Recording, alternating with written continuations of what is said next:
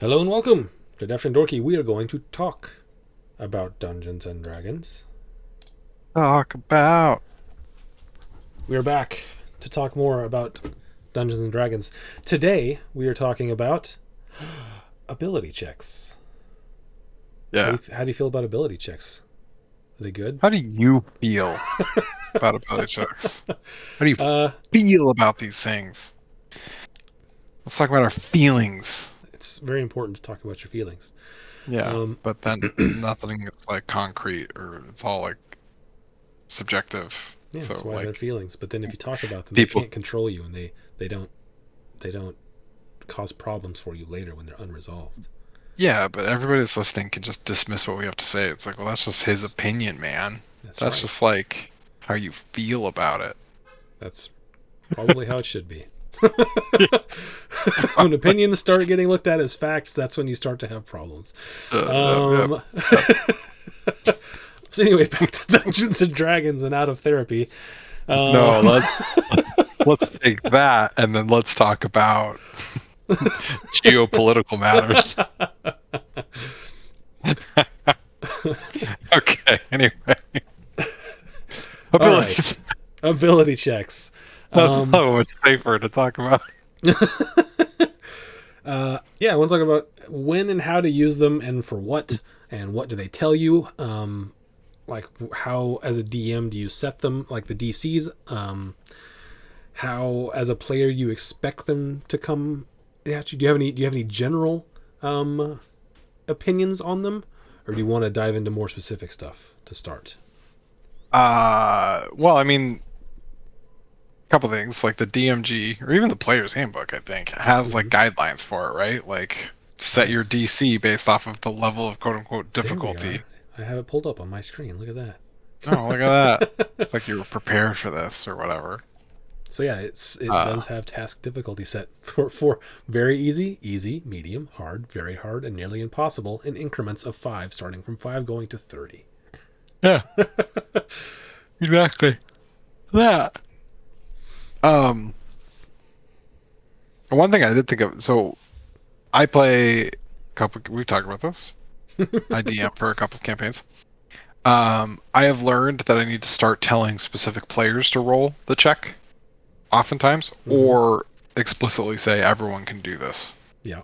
because I think everybody wants to roll, and Mm-hmm. I think that waters down, and it doesn't matter that much. Like what matters is having fun, right? But like, there's times like, hey, if you want, roll insight to see if you think. And what I meant to say is like, you ask the question, so you roll insight, Yeah. and I need to be sure to like dictate that. It's like you roll fill in the blank. And like sometimes that's obvious. Like you roll sleight of hand because you're the one picking the lock. Can I roll sleight But, of hand too? but there's like these moments where I'll say it, like everybody rolls it. And I'm like, you're not even there. Like, how are you physically picking this lock from across the universe? I Anyway, just I just wanted to belong. but that is, I mean, like players do want to like, can I also like, yeah, I want to get in on this, you know? Like, how do you manage that, or do you care? It doesn't matter. Doesn't matter. It probably doesn't even matter. It goes back and forth for me. There are some times when I'm like, yeah, everyone can make this check. You can if you're looking around, and then there are other times that like sometimes I want there to be a consequence for not succeeding on a thing, and that consequence is going to be fun for people, or it's Yeah. designed to be fun for people. So you want it Yeah. to at least have a chance at happening. So a lot of times I'll say up to two of you can make this check, or I'll say, I've learned. or I'll just say, yeah. If someone asks, can I roll insight? Say yes, you can roll insight, and you know, some people will occasionally just roll without provocation. I'll be like, okay, but generally, I like it when people go, hey, can I roll insight on that as well, so that I can sort of keep a better handle on it in case there is something that I want to keep track of. But it's one of those it's one of those things where a lot of times you just gotta let it roll. I guess I don't know. It, this feels like in the same vein, so I'll bring it up now. There's like kind of general DM advice out there. It's just like it's not. What is it? It's like it's not good practice to lock pivotal or critical information behind a roll, because what if it goes bad? Mm-hmm. And it also feels kind of lame to be like, here's anybody that wants to can roll Arcana, because there's this super important thing about this magical item, Mm-hmm. and you guys aren't figuring it out. I don't know. I feel like that's generic advice that's given. I will say that as a fairly novice GM, it is so hard not to just default to that. Because it's like, I want to tell you guys, you got to earn it. Okay, you can roll for it. That solves it. Mm-hmm. And then in the moment I ask it, and I'm like, this is a dumb bad idea. Because like, this has happened both times. Like, okay, nobody rolled well, so frick, I can't just give this to you. Or nobody rolled well, I'm gonna give this to you anyway, which is also lame. Or like, there's 4 or 5 of you, so you all rolled, so it kind of guarantees that someone's gonna get it, and it just feels kind of weak. Like, Yeah. why not just tell the party at that point then? You know what Yeah. I mean? That's one of those things that I always try to do, particularly on like more like perception or history, or there's a few checks that this can work on, but have like degrees of success, to where even if you roll a 5, you get something out of it, but Yeah. maybe not the whole picture. And a lot of times what I try to keep back from that whole picture is either like context or lore, stuff that's fun to learn about, but not necessary for you to move on. Yeah. So that's what I try to do. It doesn't always work out, and occasionally I do mess up, and I'm like, well, I guess you don't know that. Then I got to figure out a way to drop that later. Yeah. I do think that if you do that, you should tell your players, like, that's all you get with a 13. Like, I gave you the critical part, but I also need you to know that, like, I am respecting the role, you know? Because that's something that it's funny. Like, it sounds so obvious. It's like, yeah, don't lock pivotal information. That's sweet. But like, you get in that DM hot seat, and then you get nervous. You get like the little anxieties that are like, oh, they're not gonna get it. Yeah. And it comes with practice. You got to practice it. It definitely feels weird giving out information for free without a roll too. Yeah, that does. But sometimes it's important. It's just like, hey, here's a plot point. Now you go. You know, because like, you said something earlier tonight. We were talking earlier about, we had our like fireside chat about the campaign, and you asked like, had we noticed something as a group of us? And I was like, dude, like, there's no, I did not notice it. That is super cool. But there's like 40 other things that I was probably thinking about at the same time. You know what I mean? Because even as a player, like, there's non-DM stuff or non-D&D stuff that you're like thinking about that is related to the game. Like, so often when we're in combat or whatever, like, I am actively reacting to what's happening and thinking about my turn. And sometimes it's like for the sheer purpose of like, I don't want to be the guy that's making this lag. Like, I don't want to be the guy that's like, wait, where are we at? What happened? Yeah. Like, I'm the guy that's like, I'm going to roll all of my, like, it's Eldritch Blast. I get 3 blasts. I'm rolling all 3 of them at once, so we don't have to waste time with, like, you know. Yeah. Yeah. Especially whenever, like, I know what you're talking about in combat, especially when you're trying to make sure that you don't take too long, and then you are so concentrated on your thing that maybe you miss something that someone did just before you. And then you're like, oh, they just did that? Okay. But anyway, that's maybe for a different topic. Yeah, for sure. But ability checks. So let's I think we went over pretty well the general of it.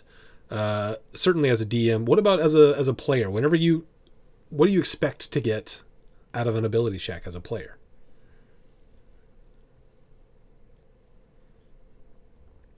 I feel like I'm asked to roll when I specifically ask to do something. But I feel like it's interesting as a DM. I feel like more often I'm saying I'm offering the chance. A lot of what I'm going to say tonight is flavored by a very recent game. I'm playing with some people that have like never played before, and so they don't know, and they don't know what they can ask for. And I'll be like, I'm going to nudge you along by asking you to roll a perception check. You know, like, oh, perfect. You see this. Yeah. Now you feel like you're playing a game, and I can actually move you forward. But for me as a player, I feel like it usually comes as a result of like, hey, can I check this out? Or like, does it look like this? Or like, I want to interact with it somehow. Roll this. And I'm like, all right. I'll tell you this: when I roll a nat 20, I expect it to be perfect. Like, because I believe in the like critical success rule.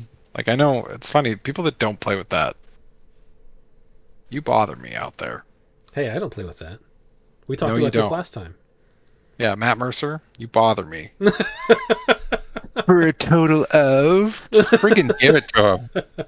I'm just kidding. We talked about this a little bit last time, and it sort of ties in here.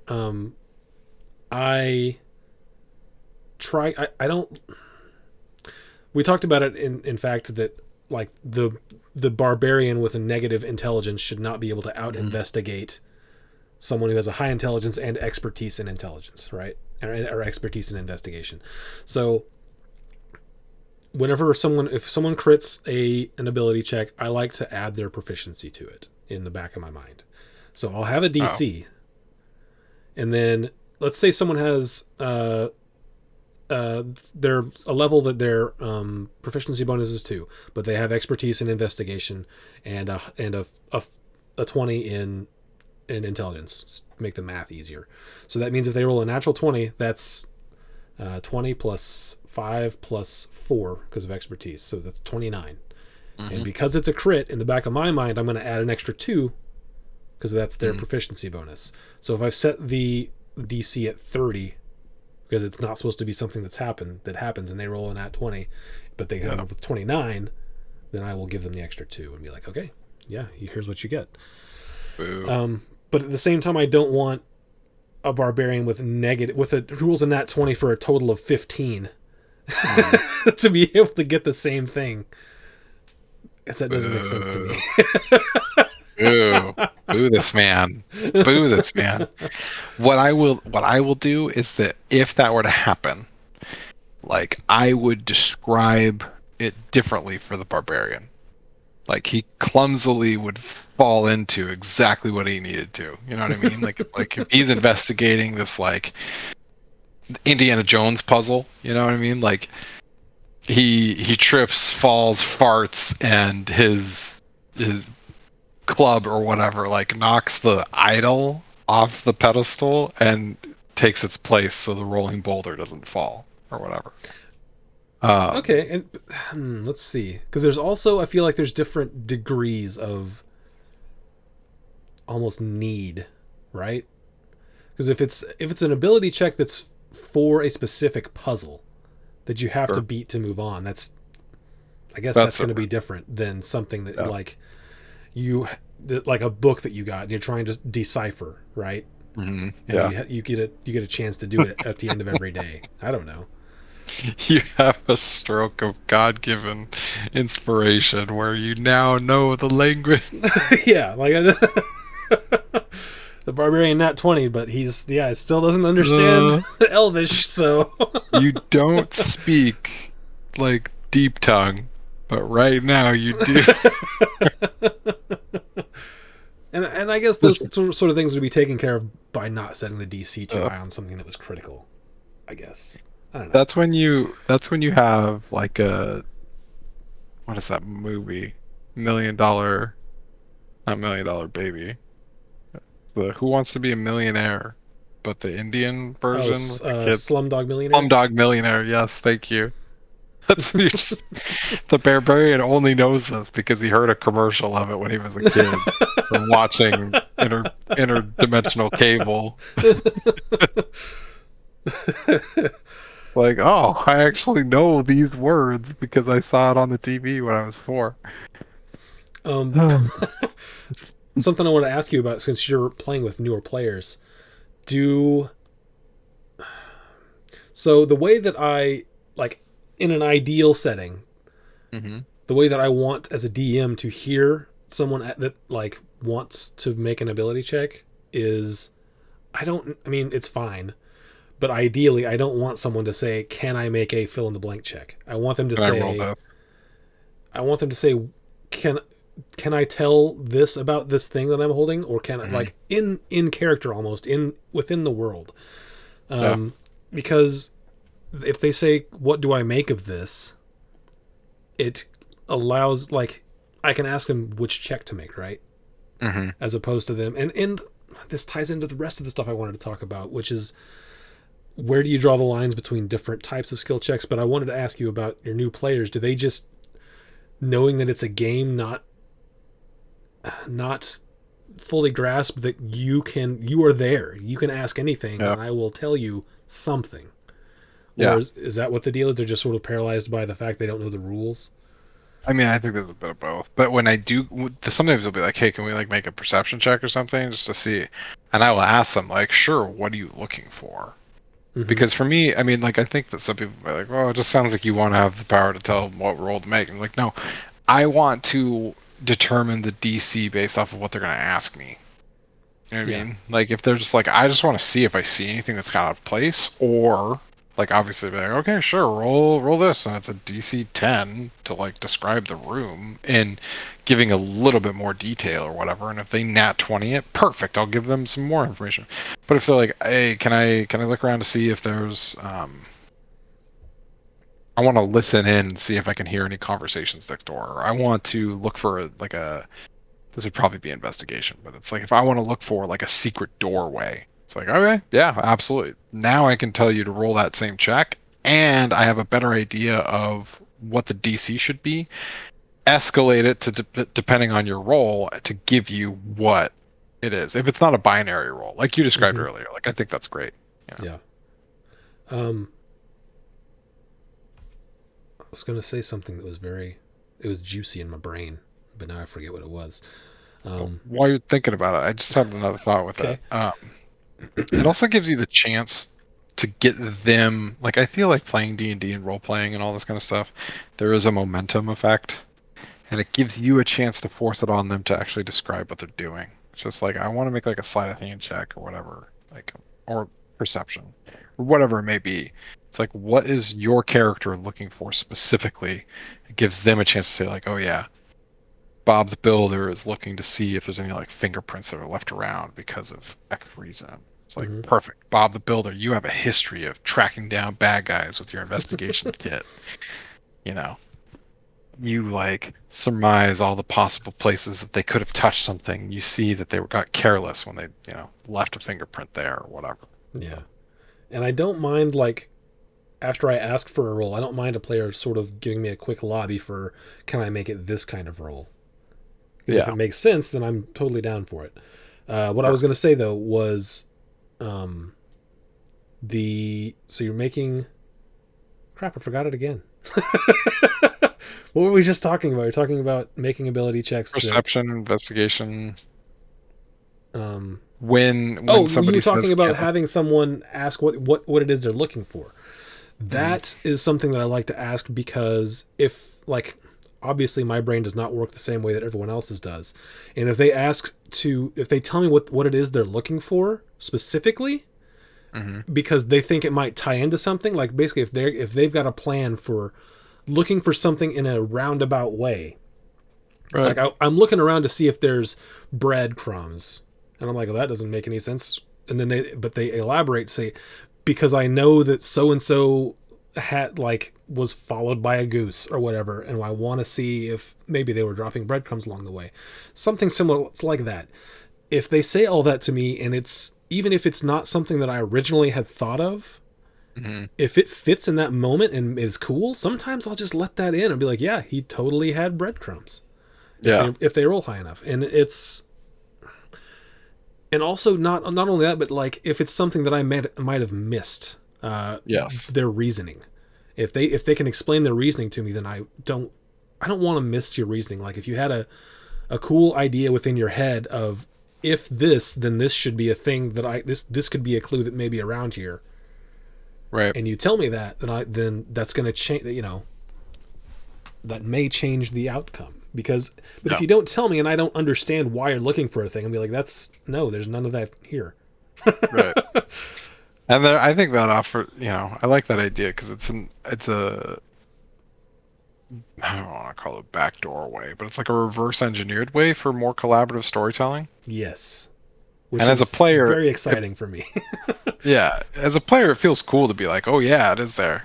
Hmm. Like, I would never lie to a player and be like, yeah, I was thinking the same exact thing, and you're right in that instance. But I'd be like, he would have that, yeah, and you do find that on him or whatever. Hmm.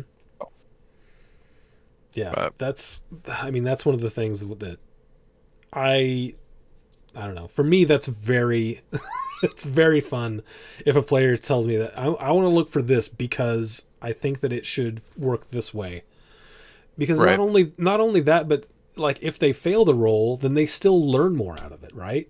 hmm yep, Which I think absolutely, is again more rewarding. So if you can tell me what it is you're looking for, then it can help things be better. right, Um, okay, let's move on to I guess the actual individual ability checks. We sure, good? Okay. yeah, Athletics. lame. So pretty much. So The athletics is one one of those. strength one, right? Yeah, it's the strength one. Yeah, the one strength one. The it's like rules is written. It's almost exclusively used for grapple checks, right? Or pushing. Yeah, but like Yeah, exclusively used for um it's like a combat skill. contested combat things. Yes. Because and you might be tempted to be like, well, what about for like jumping or climbing or stuff like that? And there's rules for those things already that don't involve your ability check, which I don't really like. I don't like the rules for jumping because it's like I guess I do in some ways and I don't in others, right? Because it's They feel like, oh, somebody wanted to really map this shit out. yeah, which For me, I'm like, I don't care about that. You just made the jump or you didn't. I don't want to like, okay, it's 3 times whatever you're whatever. Like I don't care about that. I mean I like having those there as a guideline. Yeah. But if someone's gonna make a big jump, I want them to make an athletics check. Have you ever been in a situation? Jeez, I'm sorry. Have you ever been in a situation where you've had to like, I would like to jump over there, and then you've been like, well, let's see if you can. Not athletics check, but like, let's go to the rules as written to see if it's possible for you to jump that far. Yeah, I think it was a situation with Eric because he's like, nope, I can jump Why am there. I not surprised? When I look and when you go in and look, I'm like, yeah, you can, but that's so boring to me. It's like I always jump this many feet. I never falter. Yeah. Like I could see a world in which you're like, okay, hey, I'm gonna arm wrestle this guy at the tavern, or like, hey, I'm gonna like try to pull myself up by this whatever. It's like, okay, yeah, then you could do athletics in those instances, but they feel. I mean, like, there's just some ability checks, and we'll get to them, but there's some ability checks that feel like, I want to be proficient in this because this happens all the time. Yeah. And then there's some feel bad. Yeah. And that's another thing. It's like I wish some of those checks didn't happen so much because then it makes them like overvalued. But yeah, athletics is almost always contested roles, like combat related things. I guess you can have it for when you're climbing to see if you can not fall or what. But even not falling would be like a dex save, right? Yeah. But I mean, climbing is supposed to be just half movement, and you can climb unless you judge that it's like slippery, and you can make an athletics check, I guess. But yeah, athletics is like for me, it's definitely the most boring. It's I know the most. I know there's some. Yeah, I know there's some DMs that will be like, you can forego the half speed if you make a successful athletics check, but if you fail, you're going ass over tea kettle and you're on the ground. And I think that's kind of cool. I like that. Yeah. The thing about athletics too that always drives me bonkers is that like, can I roll acrobatics instead because I'm a dex-based character? Like, no, you can't. Yeah. No, you're climbing up a rock face. You cannot do it acrobatically. You're not gonna go Cirque du Soleil. There's no silks for you to move up and down. There's no pole for you. That's funny. Speaking of acrobatics, that's the next one, Yeah. which is again, it's pretty similar to God. athletics as far and Stupid. is the way that it is the one of the less interesting ones for me. Yeah. Because it's like the only time you're going to use it, and it's not going to be the only time you're going to use it electively Mhm. is when it can go wrong and you can't really get anything positive out of it. Oh. I do like. Like, I want to do this cool backflip off the thing and kick him. Okay, make me an acrobatics check. Yeah. What if I don't want to do that? You can just run up and hit him. Okay, I'll take the safe Yeah. way out. Yeah, I think that you should, as a DM, reward your player if you make them do these additional rolls, you know? Somehow. I don't know what it would be. Like, okay, I'm going to lower the AC of the person by 2, or like, I'm going to allow you to, you know, roll an advantage if this passes through, or whatever. I don't know. Yeah, that'd be kind of cool. I do think that another thing that you could do, I think, is you could try to, like, throw your players a bone that, like, let's say, I don't know who this would be, but like if you were proficient in the thing, like we'll talk about some of the int-based checks here in a bit, but like I feel like if you're proficient in the thing, allow your player to roll the thing instead of just like a straight up whatever check, like straight up strength check or whatever, like contested strength. Like you get to actually roll athletics because of your background or whatever, or like rather than making a strength like a dex saving throw, I'll let you roll acrobatics because of what you said you were going to do or whatever. I don't know. Yeah. Like, I think that could be a way to, like, I don't know. I don't like inspiration as a concept, but I still want to reward my players for trying to do something, you know? So. Yeah, I like the idea of, like, if they try to do some crazy attack that requires an acrobatics roll, that if they succeed on the acrobatics, maybe they get advantage, and if they fail on it, then maybe they get disadvantage on the attack, or something like that. That's interesting. Yeah. So that could be a way you could use it. But that feels convoluted. Yeah, and it's one more thing to slow things down. Yeah. I mean, obviously, well, maybe it's not obvious, but I like the RP. Ability checks better than the and RP acrobatics is not a very common thing. You got that right. You'd have to like set up a scenario for it. Like the DM would have to like create a scenario like, okay, there's a tightrope. Yeah. Exactly. You're trying to impress the king. Roll that acrobatics check. Exactly. Sleight of hand is a bit more fun for me. Yeah. Is that what's next? That what's next? Yes. Well, yeah, because I'm going down strength and then dexterity and then int. Oh, okay. Yeah, sleight of hand it's a thing that I use on my rogue because I built it into his character that he has a deck of cards that he does card tricks with, and I roll sleight of hand whenever I try to do the card tricks. I think everybody thinks pickpocketing. Yeah, it definitely is the go-to thing. Yeah. It can be, and also, not only pickpocketing, but putting stuff like planting things on people, can be a cool sleight of hand check. That is cool. Yeah. Yeah, sleight of hand is a fun one for me, and it's not because it's only used for pickpocketing. It's because it can do all these other cool things.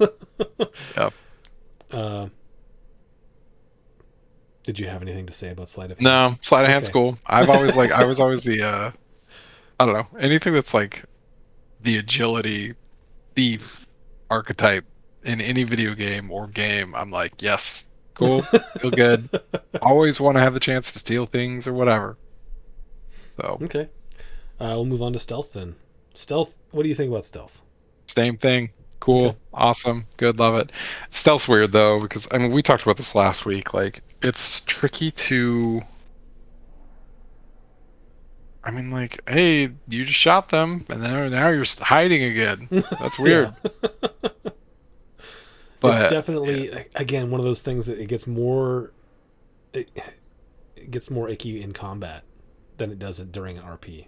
I feel like. What's rules is written for like RP scenarios? Like it's your stealth roll against the passive perception. Usually, yes, unless like I could see someone making an active perception check if it's like a guard that's on duty. Sure. But yeah, typically it's stealth Or they versus know that passive someone's perception. coming. Yeah. Yeah. I I can't remember it. I'm just gonna say if you haven't checked out Animated Spellbook, you should on YouTube. He has one on stealth, and I can't remember what his solution was because he addresses this too. Because I think it's like, dude, it sucks if you're like a rogue and this is my thing, and I rolled a 2 and their passive perception is 12, and I got an 11. Like that feels bad. Um, Yeah, but I it mean, you happens gotta sometimes. respect the role. Yeah. You know, it happens. But I do think that's like, dude.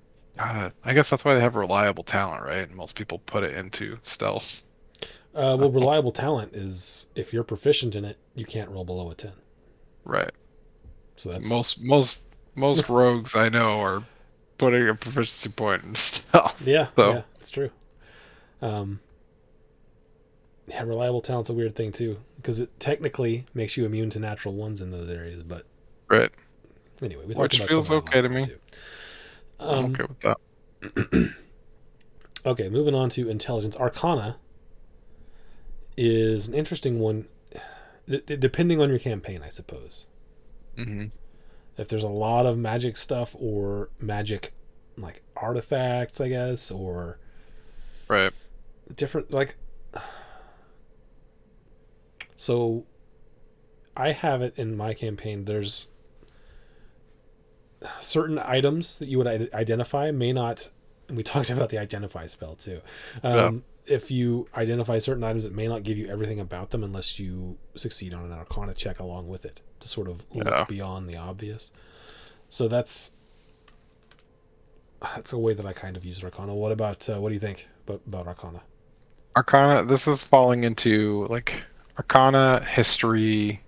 What else is there? Nature, maybe. Maybe nature. Yeah. Like Religion. there religion. Yes. These are all the same check to me. Just different topically, right? Okay.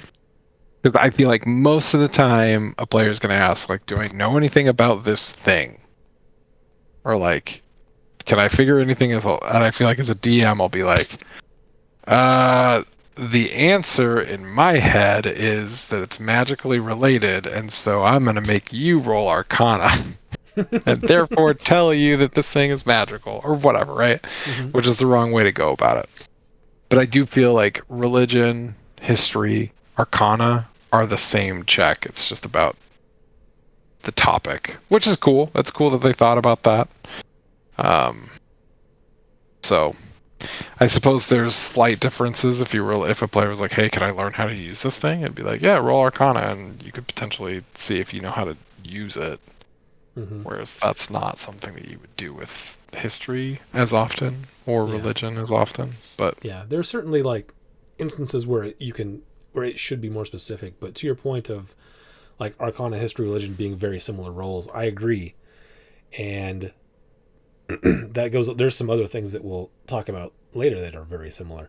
But a lot of times I will say if a character says like, "Do I know anything about this item?"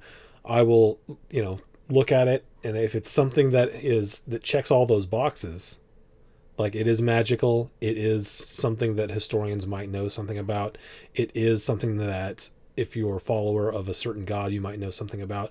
I would tell a person, a character, make your choice, Arcana, history, or religion check, and we'll see what you get.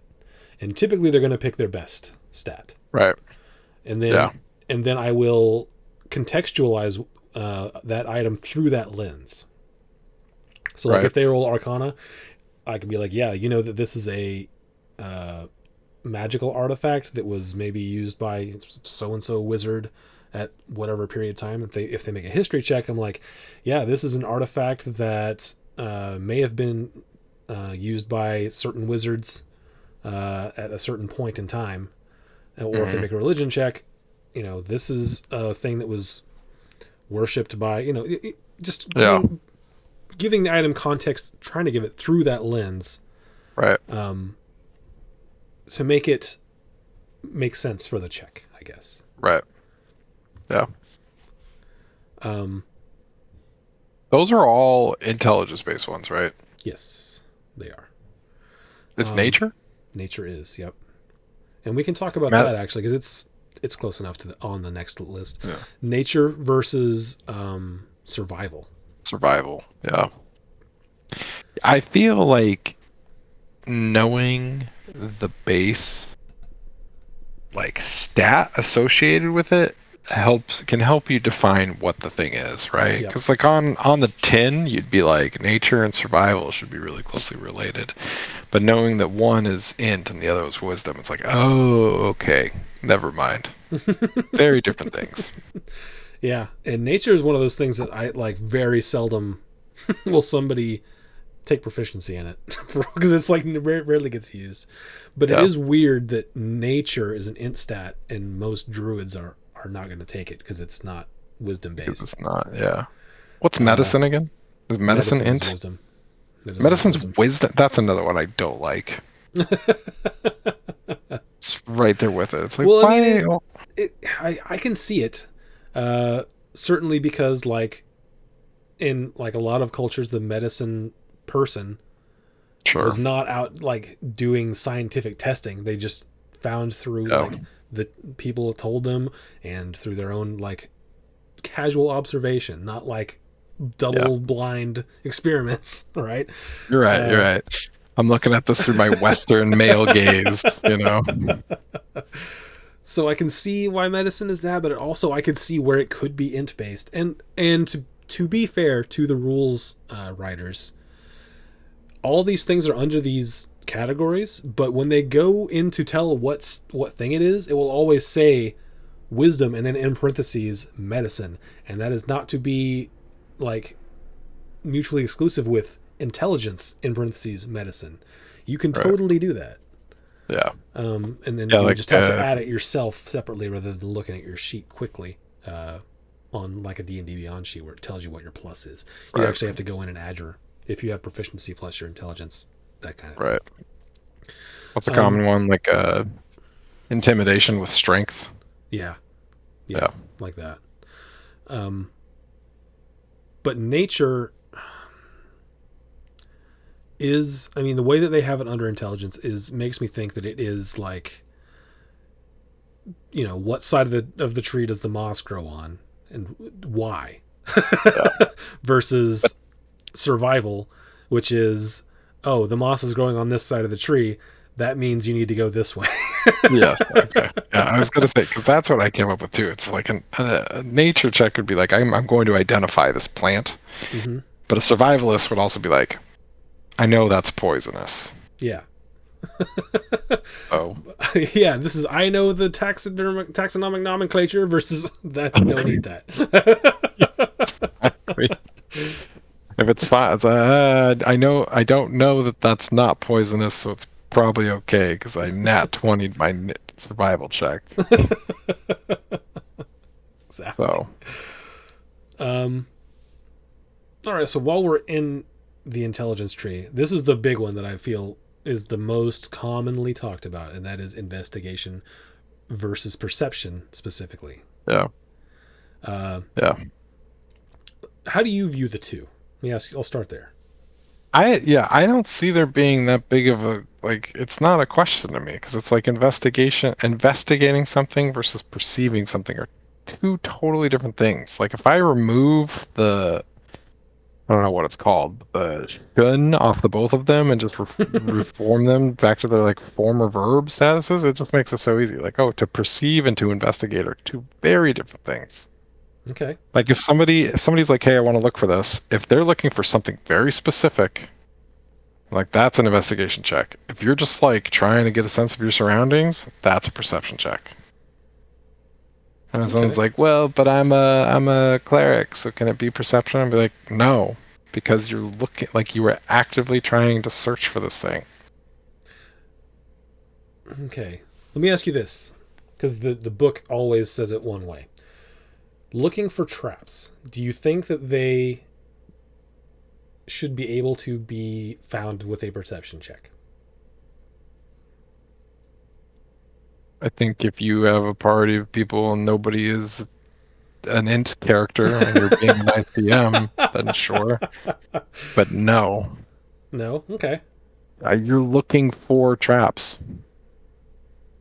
Okay. You're not like, I mean, I guess if your players got real wise, I'm like, does anything seem off? Is there any kind of danger in the room? Nat 20, perfect. Mm. And you'd be like, yeah, I mean, like, in that scenario, I would be like, if they roll a perception check, I just don't think that's the same thing. I hate this. I am with the book. I think that looking for traps is an investigation check only. Okay. So I've read, I don't remember where I read it, but I've read sometimes that people will do a perception check to see the trap, an investigation check then to see like if you can figure out how to disarm the trap, and then a thieves tools check to actively disarm the trap. And that seems like too many checks for a trap to me. Yes. Too many rolls. So here's how I separate perception and investigation in my brain. You can do both for most things, but it's going to be a little differently flavored, essentially.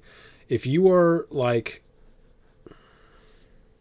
and this works for traps too, because if you're looking for traps, the investigation check is in my brain like, I know that there would, if I were to put a trap in this room, it would be there. Right. Whereas perception is like, looking around the entire room, and maybe the DC is a little higher because you don't know where to look. Yeah. But you do see something weird. Yeah, that's fine. I guess I'm okay with that. But I also just think that there's different senses and there's different like things that you use as a person for these things. Mm-hmm. Like I think perception is like, okay, I'm gonna look, listen, I'm gonna 5 senses. I'm gonna look, listen, smell, touch, and taste, maybe. If I'm feeling saucy. Whereas investigation is like, I am very critically engaging my brain to see if this one thing is here or not, Okay. Do you use... In what circumstances do you like to use investigation check? It's like perception checks is like at least once a game. It's almost guaranteed you're going to do a perception check just to look around. Right. What do I see? Yeah. But where do you like to use investigation checks? If a player is looking for something specific or exact, I will ask them to do it. So if they're like, hey, if they're like, I just wandered into a room, like, is there anything weird about this room? Is something standing out to me or whatever? That's a perception check. But if they're like, I would like to look for the golden emblem that we were sent to find in this room, then I would be like, perfect. Investigation check, because you're looking specifically for that. Okay. So, and that's sort of one of the things that I've heard a lot as well is perception is observing, investigation is interacting. Yeah. And I'm not sure I like that sort of overarching blanket rule for it. I really like to use investigation for if players are trying to put things together. Yeah. And they're not quite making it. Like there's like if a player's like, I've got this and this thing, they're related somehow, and the player themselves can't quite put it together. Right. And I can be like, roll an investigation check. And I treat investigation as just as much as putting clues together as I do like actively looking over a box to see if you can find the opening. Right. And I really like to do that because I think investigation can be a very fun ability check, and I think it's underused. Right. I would agree with that. Because when I think of investigation, like Sherlock Holmes comes to me. Yes. Like, okay, you roll a perception check. Here's all the things you see, and maybe the player's like, okay, then I can be like, roll an investigation check, and then they roll it, and you can say, okay, here's how these things might relate to each other. Right. I don't know. That's like the juiciest ability check for me is investigation. Yeah. Yeah. Yeah, I think it's good to reward your players that spend the point to be proficient in something like that too. Because Yeah, with investigation more is than just one of looking for those. traps. Yes. Investigation is one of those where it's just like, I would tell a player that took that, if they were struggling with that, I'd be like, okay, in the future when you're asking me about stuff, like try to identify specific things that you want to look for when you say this, and I will ask you to roll investigation. Yep. You know? So even if it's like I want to look for clues, I'd be like, I can let you roll investigation because you're investigating clues. Mm-hmm. And you So could even take it a step further as to say, like, you roll a good perception check going into a room, and you tell them about, you essentially tell them what a trap looks like without saying the word trap, right? right. Yeah. Maybe you even do it in such a way that your player doesn't catch on that it's a trap. Like there's a string coming from the doorway over to the thing, and you're like, huh, that's weird. And they go over and touch it. Well, you set off the trap. Whereas an investigation check, you're like, that string is dangerous. Don't touch that string. Yeah. And I feel like perception to perceive, there's an element like that makes sense that it's wisdom based because you're like, it's almost like my third eye. You know what I mean? Like I am perceiving that this area is dangerous. Yeah, it's not analytical. It's just what do I notice? Yeah. So I like to talk about investigation, but I'll move on. Animal handling is one that's it's almost exclusively used for like one thing. And it's like I want int, right? It's wisdom, which it's makes sense to me. Yeah, which it makes sense to me because like sure, the smart people don't necessarily get a dog to not growl at them, right? So, right, yeah.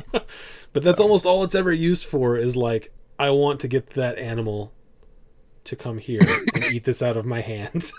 Yeah, or make an animal handling check.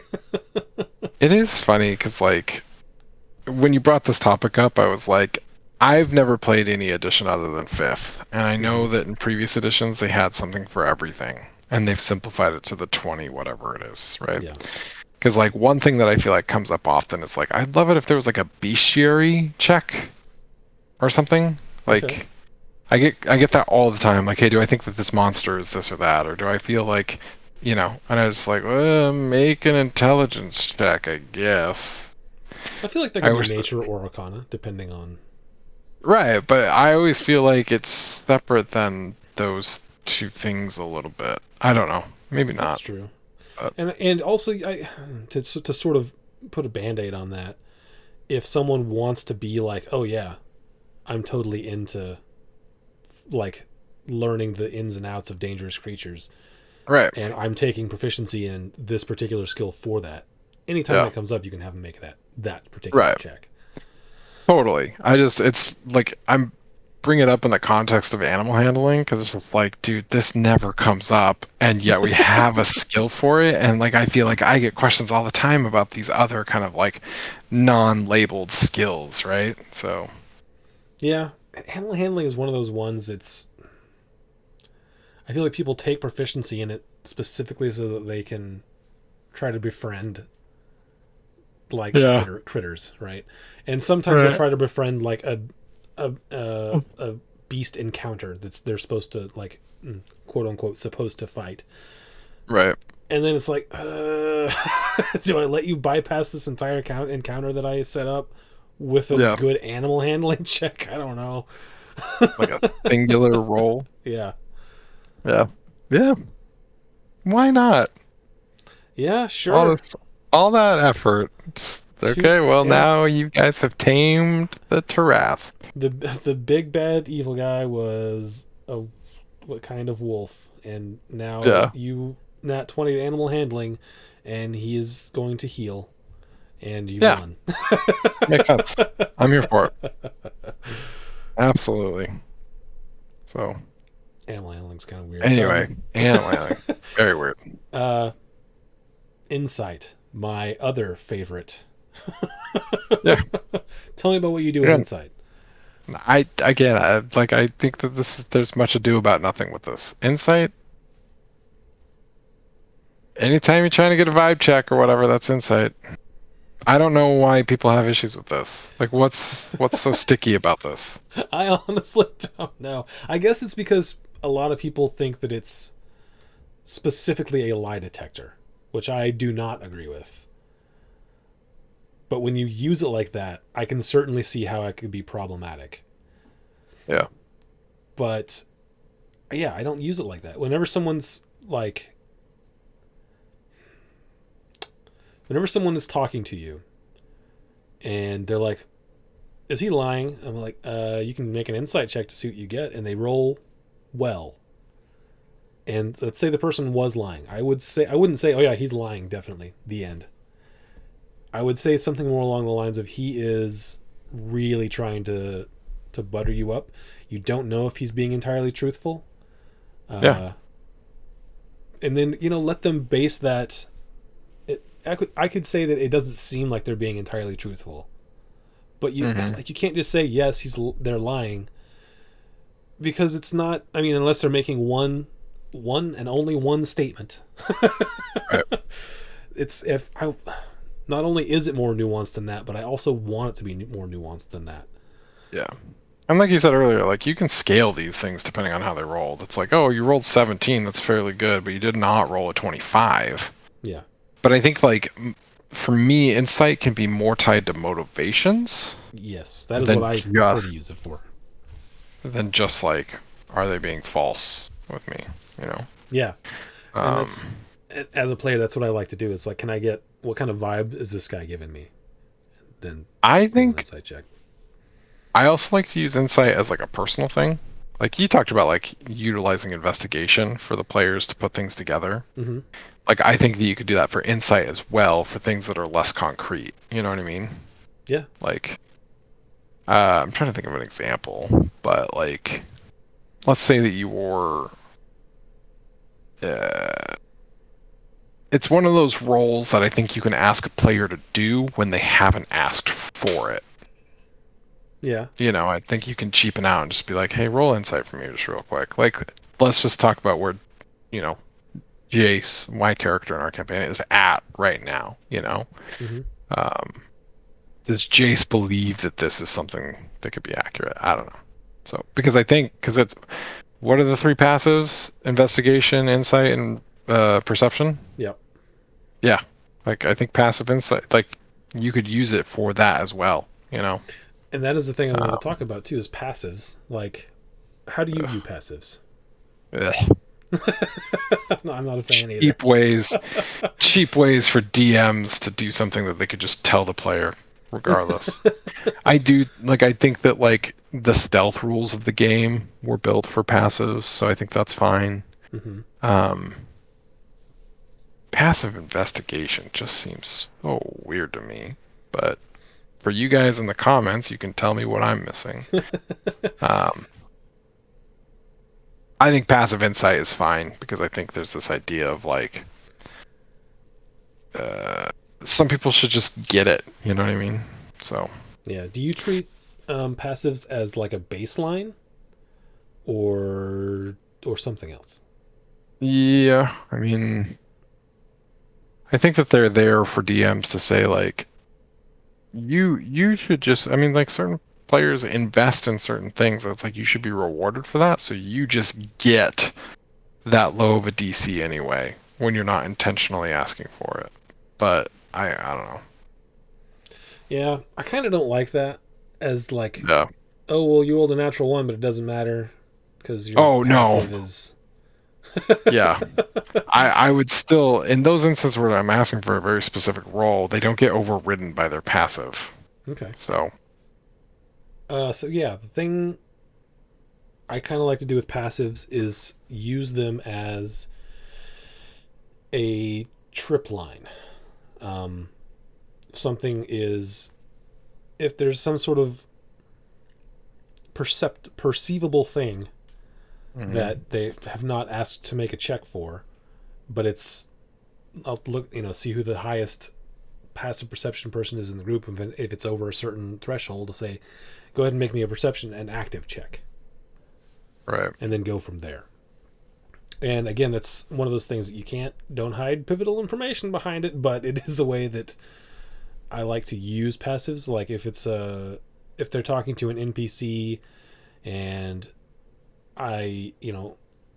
in playing the NPC and selling the performance that they're supposed to be giving, and no one thinks to make an insight check, I'll look who has the highest, if it's above 15 or something. Go ahead and make me an insight check, and then they get to know maybe a little bit more. Yeah. But I don't like the idea of passives replacing active checks. Yeah. I don't like that.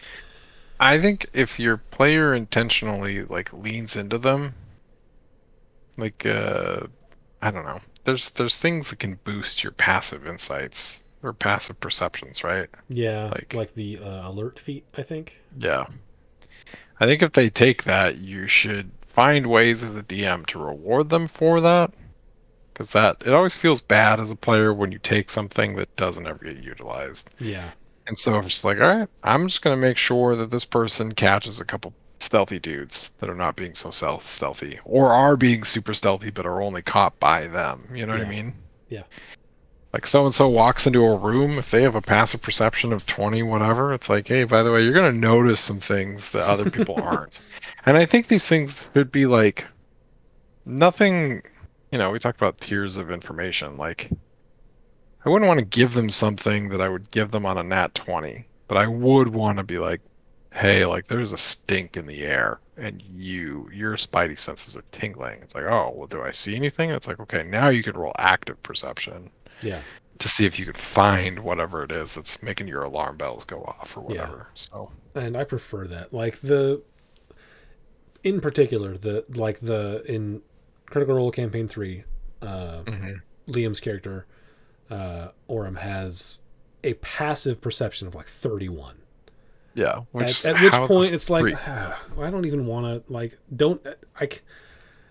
do I ever make you roll perception? I don't know what to do with that number.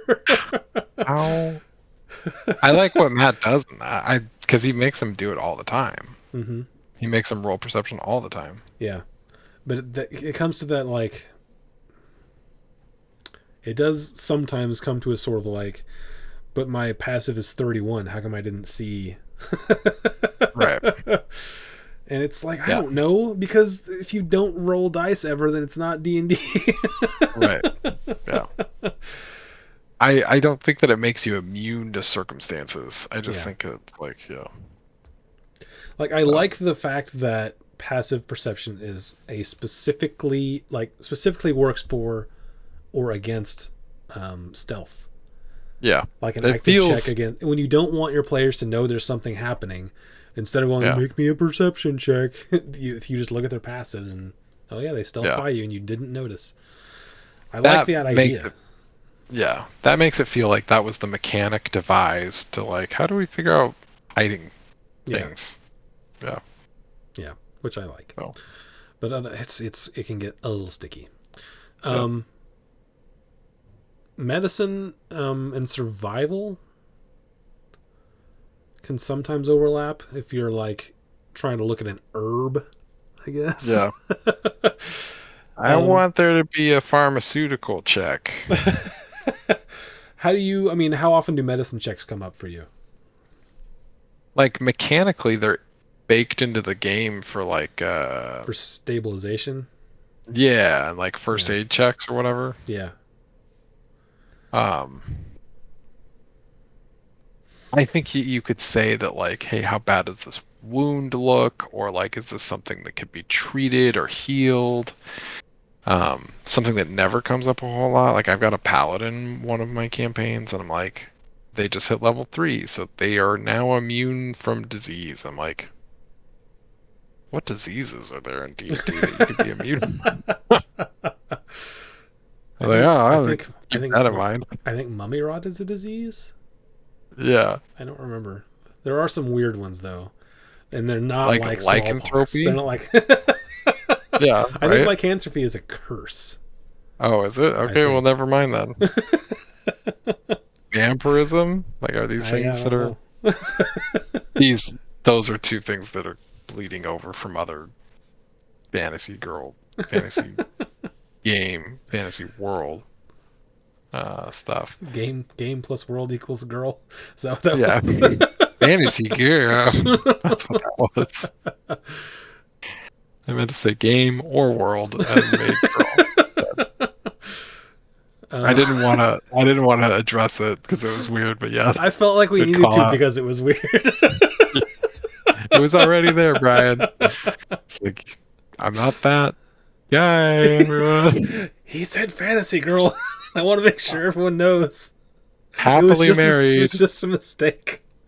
We Not a literally thing he paused the always podcast says. like 5 minutes ago because I had to go tend to my baby, my infant child. Oh, Okay, yeah. So anyway. fantasy world games. Yeah. Survival. This one I feel like is mostly used for tracking. Right. But I mean, it can be used for other things. It doesn't often feel. It's not one of the juicy ones for me, but I can certainly see where it's useful. It's the overland travel mechanic, right? Yeah. It's like, all right, whoever's leading for that day, make a survivor roll, and we'll see if you have to roll on my random encounter table. Yeah. If you roll poorly. But I also think it's cool to be like how quickly you move, you know? Yeah. It's cool to do that. And then also, like, I've used it for you're setting up camp. This survival role will tell me how well you did at picking a site that is not going to get interrupted by the local monsters. I think so. This is something we haven't really talked about. I think if you wanted to expand these ability checks or tell your players from the outright of your game, like, hey, these are what they'll be used for. Like, if you're going to play in a gritty realism kind of like, yeah, you're going to play Don't Starve, but it's D&D, you know. That's cool. Like, all right, I will apply survival checks to this. I will apply medicine checks to this. Like, you're going to forage for stuff. Like, I'm going to make you find food. Otherwise, you're going to suffer consequences. That's stuff that I never put in my game because that's not what I find to be fun is tracking all that shiz. Yeah. But if that's you, these might be good ability checks to apply to them. So Yeah. Tracking that stuff always seems like a fun idea when you start. But then once you like get into the campaign, like deeper into it, you're like, I don't care about any of that stuff anymore. I got these other cool things to worry about. well, and I think if you're gonna play that kind of stuff, you have to have like structures and systems to track it. And I think that playing online makes that more difficult. Like encumbrance, for example. Like who's checking that shit? Well, you can turn it on in D&D Beyond and it'll track it for you. Yeah, but it still feels like not great. Like again, animated spellbook. He has a couple cool episodes about gritty realism and survival stuff where he's given people like like, have you ever played Resident Evil? I mean, Like never played it. You have the attaché case, like your menu for like your inventory is like literally like how many squares in your box do you have? So like this weapon takes 7 squares in this shape, and then so it's like literally playing Tetris with your inventory. Yeah, exactly. And like for one of his in-person games, he gave them like, oh, here's your bag, and it's this empty space, and you get to play Tetris with your stuff. Mm-hmm. And if you don't have enough space, like you've got to make some decisions. Do you leave this behind or carry it with you? And I'm like, that seems cool in a game where you're giving your players stuff and you're in person, but like that'd be such a nightmare. I don't know. Yeah, it's one of the for me. It's just like I said. It's one of those things that seems like it could be super cool to keep track of because it would be more immersive, but it would also just be a hassle to keep track of because it's so minute. Yeah. If your players find that fun, or if you're like very specifically, I don't know, I have to imagine there's other systems that are a little bit more have systems in place to make it easier to track, manageable. Yeah, it just seems a little bit so. But, well, I mean, it is what it is, I guess. Yeah. Sometimes it's cool, sometimes it's not. Whatever, do what you think is fun out there, guys. Absolutely. I am not gonna probably find that very fun though. Yeah. I could see like using survival checks in order to find food. Yeah. Find game. Anyway, This is probably not for you if you are getting or giving a bag of holding or whatever early on. It's like, we're not even going to worry about stuff. This is the solution. Bag of holding. Okay. Now we never have to ask the question, well, how do I fit all this stuff? Yeah, and I like early in the game, I do like to be like, at least have someone describe for me how they're carrying something that is a little heavy. Yeah. Just because it's fun and it lets them sort of describe it, and then as they're describing it, if they catch themselves being like, this is dumb, they're like, I'm not going to carry it. Yeah. Yeah. Yeah, I think it's fair. It's like, oh, I'm going to pull the breastplates off of the 7 people we just killed. It's like, how? Where are you putting those? I'm going to wear them all. Bag of holding. All right. The charisma checks. Deception, Yes. intimidation, performance, persuasion. The fun ones. Tell me about them. How do you use them differently, like than conventional wisdom would say to? One stands out more than the rest, like a performance check. It's for bards. One of these is not like, yeah. Had me. Go ahead. I was gonna say, you've had me do some performance checks for funsies. Like, there was a time where, oh, excuse me, I'm so tired. There was a time when we were in prison, and I was like trying to fake sick, and you're like, make a performance check. I'm like, oh, that's cool. It didn't work out, but it was like, yeah, yeah, and I like to do that. Sometimes you can replace deception with performance. When it makes sense, and I like to do that because it is fun. I think if you ask your player like persuasion or intimidation, your choice, I think that as a DM you have to be ready for the consequence to be altered depending on the state of the role. You know what I mean? Yeah.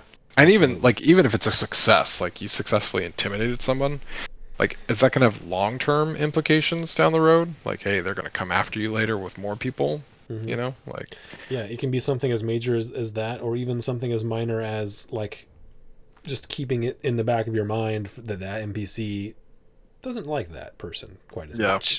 Exactly. Yeah.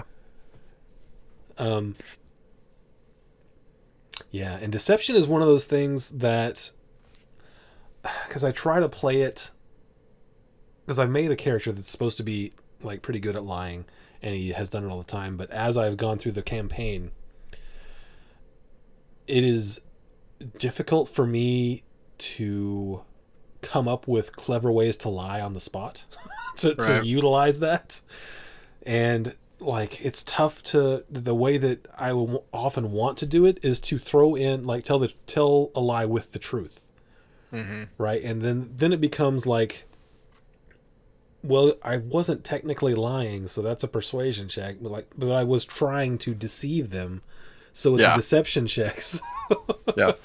That's the kind of the way I want to use deception, but it's tough. Yeah. It is tough to do as a player, at least for me, without just being like, without telling just a complete opposite of the truth. Like, are you carrying? Yeah. I'm not carrying any weapons. Make a deception check. Yeah. Rather than something more sort of discreet, like if I were carrying weapons, would I do this? And then that's a deception check, and then it seems more fluid, I guess. I don't know. These charisma-based ones are interesting because I feel like so often there's more of a subjective judgment call on the part of the DM to award you like advantage or disadvantage. Mm-hmm. Yeah. Like, none of the other checks are like, I'm going to give you advantage because that was cool. Like, rarely is that the case. I mean, I guess that comes up sometimes. Like, I'm going to intricately describe the backflip that I'm going to take here. It's like, all right, cool. Acrobatics, with advantage. Yeah. But, and I like to do, like, advantage or disadvantage. I mean, I usually don't do a disadvantage unless it's a. Well, that's not true. I sometimes could do that. So I like to add advantage or disadvantage on deception or, in particular, persuasion checks based on if you happen to mention something that the NPC is sensitive to, either good or bad. Yeah, that's cool. So if you're trying to make an argument, a persuasive argument, and you're like, you mention, the kingdom of whatever, and they happen to be, they're from that area, so that makes them Right. you get advantage. Or if they say that they're trying to make an argument and they mention the kingdom of this other thing that they hate, oh, you have disadvantage because you you mentioned the thing that they hate, so they've got it in for you already. Yeah. Yeah, I dig that. I also toyed with making intimidation checks contested versus insight. I mean, sometimes you could do that with persuasion and deception too, right? Well, certainly with deception.